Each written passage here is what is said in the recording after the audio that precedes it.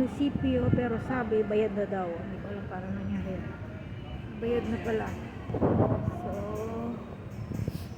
home na. Bayad na daw eh. Wala paano nangyari na bayad na yun. Diba ang ganda? Nakamaligaw ako.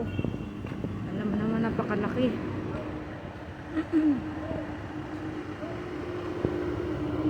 Bayad na daw. Ulit ko lang umuwi. I-check ko naman sa opisina kung bayad na nga.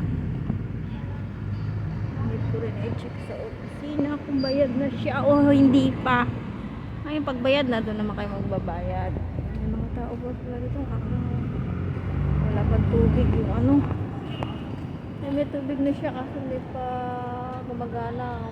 Maybe gabi pa ito gagana. Gabi. Fountain.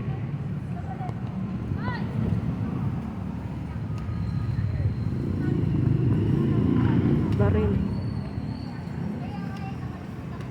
Ito, hindi pa naman tapos. Yata ito ng ano, Jesus.